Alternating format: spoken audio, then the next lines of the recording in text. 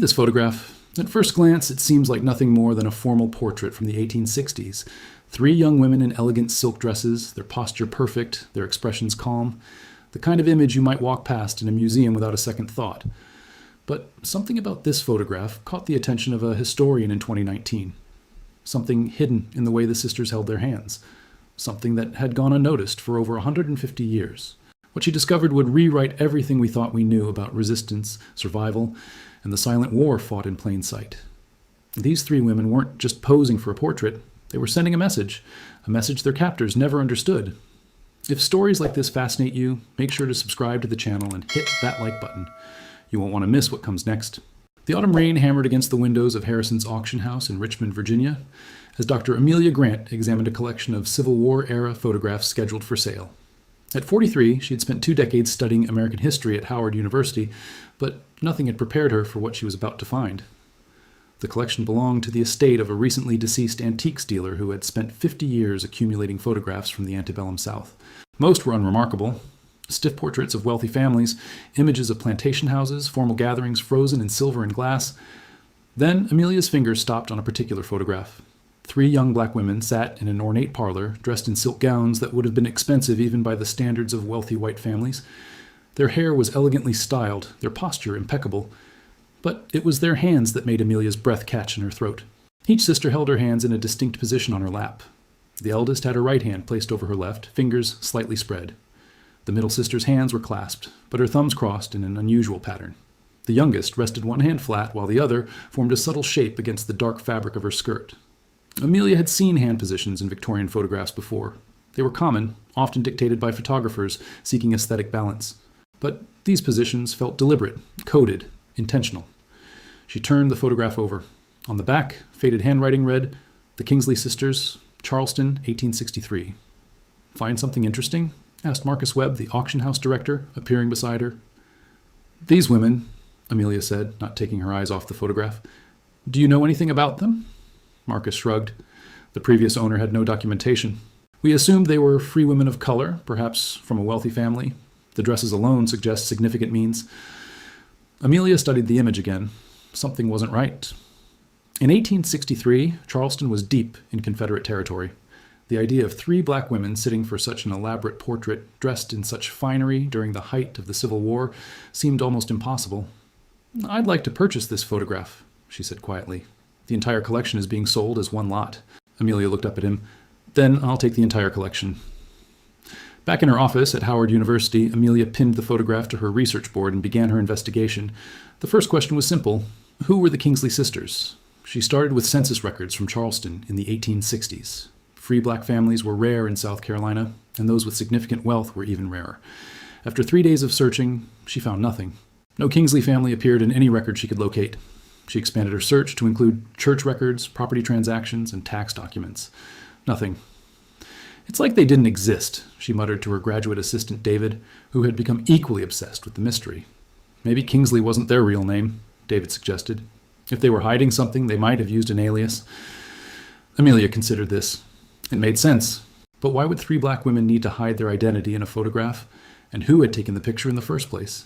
She examined the photograph under magnification, searching for any identifying marks. Victorian photographers often stamped their work, leaving signatures or studio names embossed on the cardstock. Then she found it. In the lower right corner, almost invisible to the naked eye, was a tiny embossed seal. J.R. Whitmore, Charleston. A quick search revealed that Jonathan Whitmore had operated a photography studio in Charleston from 1858 to 1867. He was white, from a prominent family, and had documented much of Charleston's elite society during the war years. But why would a white photographer from a Confederate family take such an elaborate portrait of 3 black women? Amelia dug deeper into Whitmore's history and discovered something unexpected. After the war, Whitmore had moved north to Boston, where he became involved with abolitionist causes and donated significant sums to freedmen's schools. "He changed sides," Amelia said, staring at the screen. "Or maybe he was never on the side we assumed." The next morning, she booked a flight to Charleston. The answers she needed weren't in databases or archives. They were in the city where the photograph had been taken, buried in the history that Charleston preferred to forget. Charleston in October still carried the weight of summer, the air thick with humidity and the scent of magnolias. Amelia checked into a small hotel near the historic district and made her way to the Charleston County Public Library's South Carolina room. The archivist, an elderly woman named Dorothy, listened carefully as Amelia explained her research. Jonathan Whitmore, Dorothy repeated, her eyes narrowing. That's a name I haven't heard in years. My grandmother used to speak of him. Amelia leaned forward. Your grandmother knew him? Knew of him. She was a child during Reconstruction, but she remembered the stories. Whitmore wasn't just a photographer. According to family legend, he was something far more dangerous to the Confederacy. Dorothy led Amelia to a restricted section of the archive, where fragile documents were kept in climate-controlled cases. She retrieved a small leather journal, its pages yellowed with age. This was donated anonymously in 1952, Dorothy explained. We never knew who it belonged to until a researcher in the 1980s identified the handwriting as Whitmore's. Amelia opened the journal carefully. The entries were cryptic, filled with references to packages delivered and routes confirmed. Then she found an entry dated March 1863. The three sisters sat for their portrait today. The message is embedded. If our friends in the North understand the code, the next passage will proceed as planned. God protect them all. Amelia's hands trembled. He was using photographs to send coded messages. Dorothy nodded slowly. The Underground Railroad didn't end when the war began. It transformed, and Whitmore was part of it. Amelia photographed the journal entry and continued reading. The sisters, Whitmore wrote, were not named Kingsley at all. Their real names were Clara, Ruth, and Viola. They had escaped from a plantation in Georgia 3 years earlier, and had been living under assumed identities in Charleston, working as seamstresses for a sympathetic white family. But they weren't just survivors. They were conductors. Amelia spent the next week tracing every reference to Clara, Ruth, and Viola in Whitmore's journal.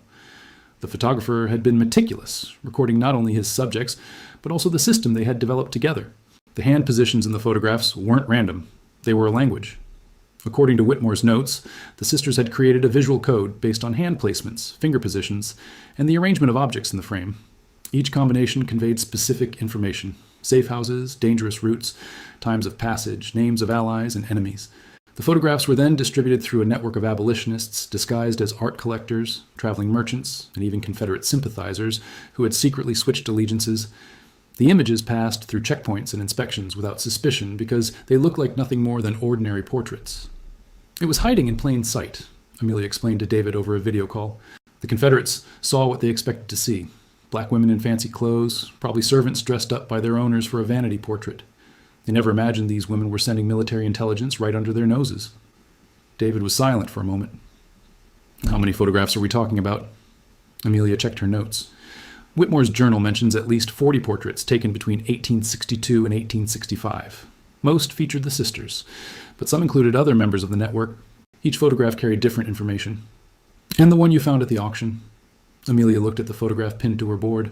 According to the journal entry from March 1863, this image confirmed that the Combahee River route was safe for passage. 3 months later, Harriet Tubman led the Combahee River Raid, freeing over 750 enslaved people.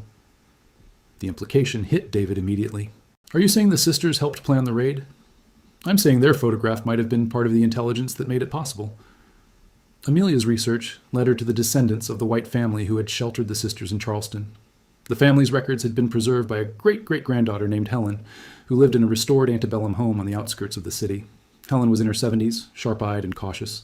She had spent years protecting her family's complicated history and was reluctant to share it with strangers. My ancestors were Confederate, she said, pouring tea in her formal parlor. At least that's what their neighbors believed. The truth was more complicated. She explained that her great-great-grandmother Elizabeth had run a seamstress business that employed free black women. On the surface, it was a respectable enterprise. In reality, it was a cover for one of the most sophisticated intelligence operations of the Civil War. Elizabeth's husband was a Confederate officer, Helen continued. He had access to troop movements, supply routes, military plans.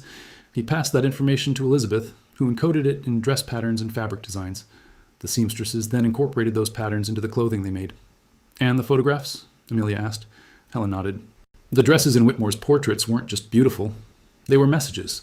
The pattern of lace on a collar, the number of buttons on a sleeve, the arrangement of ribbons. Everything meant something. Amelia's mind raced. The sisters weren't just posing with coded hand positions. Their entire outfits were part of the message. How was the information decoded? Helen rose and walked to an old secretary desk. She retrieved a small, worn booklet and handed it to Amelia. This was my great-great-grandmother's cipher guide. It explains how to read the patterns. Amelia opened the booklet with trembling hands. Inside were detailed drawings of dress elements paired with their meanings.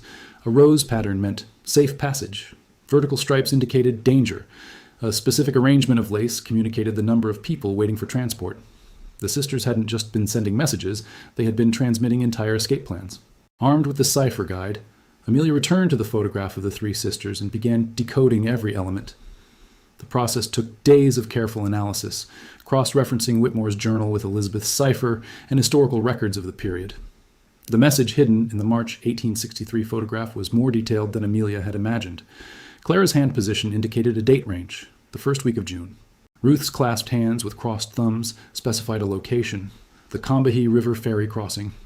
Viola's flat palm and curved fingers communicated a number, approximately 700. The dress patterns added layers of detail. The lace on Clara's collar indicated that Union gunboats would provide cover. The buttons on Ruth's sleeves confirmed that local guides had been secured. The ribbon arrangement on Viola's bodice named the operation's leader, a woman known by the code Moses. Harriet Tubman. Amelia sat back in her chair, overwhelmed by the implications. The Combahee River raid had been one of the most successful military operations led by a woman in American history. Tubman had guided Union forces up the river, liberating over 750 enslaved people in a single night. Historians had long wondered how Tubman had obtained such precise intelligence about Confederate positions, mine placements, and the locations of plantation slave quarters. Now Amelia had the answer. The intelligence had been gathered by a network of black women working in plain sight, encoded in photographs and dress patterns, and transmitted through a system so elegant that the Confederacy never suspected it existed. They were spies, Amelia whispered, the most effective spies of the Civil War, and history forgot them completely. She thought of all the monuments to Confederate generals, all the textbooks that celebrated military strategists, all the museums that preserved the weapons and uniforms of war. Yet these three women, whose courage and intelligence had helped free hundreds of people, had vanished from memory entirely. Until now. The question that haunted Amelia was what had happened to Clara, Ruth, and Viola after the war. Whitmore's journal ended in 1865, and Elizabeth's records made no mention of the sisters after Richmond fell. She began searching Freedman's Bureau records, which documented the lives of formerly enslaved people during Reconstruction. The records were incomplete, often damaged, and spread across multiple archives. But after weeks of searching, she found a reference that made her heart stop. A registration document from Savannah, Georgia, dated November 1865, listed three sisters applying for marriage licenses on the same day, Clara, Ruth, and Viola. The document noted that all three were formerly of Charleston and worked as teachers. Amelia traced the sisters to a freedmen's school established by Northern missionaries in Savannah. The school's records, preserved at a university archive in Atlanta, contained staff lists, student rosters, and annual reports. Clara had taught reading and writing to adults who had been forbidden to learn during slavery. Ruth had specialized in mathematics and accounting, preparing students for economic independence. Viola had taught music and, according to one report, had an extraordinary gift for codes and ciphers, which she employed in teaching children to read. At Pi, the sisters had continued their work, transforming from spies into educators, using the same skills that had helped free hundreds of people to lift thousands more out of illiteracy. Amelia also found a letter Clara had written to a Northern benefactor in 1867. We were never named in the histories of the war. We were not generals or politicians. We were seamstresses and photographers' subjects. But we knew that freedom required more than battles. It required intelligence, patience, and the courage to hide in plain sight. We do not seek recognition. We seek only to ensure that those who come after us will never be invisible again. Amelia read the letter again and again, each time discovering new layers of meaning. The sisters had known they would be forgotten. They had accepted it, and they had continued their work anyway. Amelia's research eventually led her to living descendants of the three sisters. Through genealogical records, DNA databases, and countless phone calls, she traced family lines that had spread from Savannah to Chicago, Detroit, Los Angeles, and Atlanta. The first descendant she contacted was Michael, a retired postal worker in Chicago whose great-great-grandmother was Ruth. He had never heard of the photographs or the coded messages. My family always said our ancestors were teachers, he told Amelia over the phone. And we knew they had been through slavery, but the details were lost. People didn't talk about those times. In Detroit, she found Patricia, a school principal descended from Clara. Patricia wept when Amelia showed her the photograph. "She looks like my daughter," Patricia whispered. The same eyes, the same way of holding her head. I never knew what she looked like before. The most emotional meeting was with James, a musician in Atlanta descended from Viola. He had inherited his great-great-great-grandmother's love of music without ever knowing its origin. "She taught music?" he asked, staring at the photograph. "In a freedmen's school?" "She taught codes through music," Amelia explained. "Songs that contained hidden messages, rhythms that encoded information. She turned resistance into art." James was silent for a long time. Then he picked up his guitar and began to play a melody his grandmother had taught him as a child. A melody passed down through generations without explanation. "I always wondered where this song came from," he said quietly. "Now I know." The descendants gathered together for the first time at Amelia's invitation, meeting in Charleston, near the site where Whitmore's studio had once stood. They stood in a circle, holding copies of the photograph, connected by a history that had nearly been erased. Amelia published her findings in a historical journal, accompanied by high-resolution images of the photograph, Whitmore's journal entries, and Elizabeth's cipher guide. The academic response was immediate and enthusiastic. Historians praised the discovery as one of the most significant revelations about Civil War-era resistance in decades. But Amelia wasn't satisfied with academic recognition alone. She approached the Smithsonian's National Museum of African American History and Culture with a proposal: acquire the photograph and create an exhibit dedicated to the invisible intelligence networks of the Civil War. The museum agreed. The exhibit, titled Hidden in Plain Sight: The Secret War of the Seamstress Spies, opened 18 months later. It featured the original photograph of Clara, Ruth, and Viola, along with Whitmore's journal, Elizabeth's cipher guide, and dozens of related artifacts that researchers had uncovered following Amelia's initial discovery. The centerpiece was an interactive display where visitors could decode photographs using the sisters' system, experiencing firsthand the ingenuity required to resist oppression in an era when even literacy was forbidden. On opening night, the descendants of the three sisters stood together before the exhibit. Michael, Patricia, James, and 17 other family members from across the country had gathered to honor their ancestors. Patricia spoke for the group. "For over 150 years, our grandmothers were invisible. History recorded the generals and the politicians, the battles and the treaties, but it forgot the women who sewed messages into dresses, who posed for photographs that carried secrets, who risked everything to help others find freedom. Tonight, they are invisible no more." The photograph of Clara, Ruth, and Viola hung in a place of honor, illuminated by soft light that revealed every detail of their elegant dresses, their composed expressions, and their carefully positioned hands. Hands that had spoken a language of defiance, hands that had helped change history. Amelia returned to Charleston 1 year after the exhibit opened. She walked through the historic district, past the elegant homes and the tourist carriages, past the monuments and the markers that told one version of the city's history. She stopped at the corner where Whitmore's studio had once stood. The building was gone now, replaced by a boutique hotel, but a small plaque had been installed at Amelia's request. On this site stood the photography studio of Jonathan Whitmore, where images of resistance were created during the Civil War. The subjects of his most important work, Clara, Ruth, and Viola, used coded hand positions and dress patterns to transmit intelligence that helped free hundreds of enslaved people. Their courage remained hidden for over 150 years. Amelia touched the plaque gently, then walked to the waterfront, where the Combahee River flowed toward the sea. She thought about all the other photographs from that era, sitting in archives and attics, dismissed as ordinary portraits. How many of them contained messages that had never been decoded? How many other stories were waiting to be discovered? She thought about the sisters who had known they would be forgotten and had resisted anyway, who had understood that some acts of courage are performed not for recognition, but for the simple, stubborn belief that freedom matters, even when no one is watching.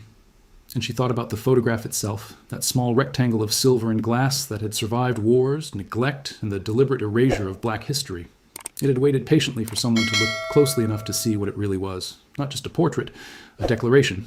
A testament to the power of ordinary people who refused to be silent, who found ways to speak even when speaking was forbidden, who hid their resistance in plain sight until the world was finally ready to see it. Amelia pulled out her phone and took a photograph of the plaque, the river, the sky. Then she sent it to the descendants with a simple message: "They are remembered. They will not be forgotten again."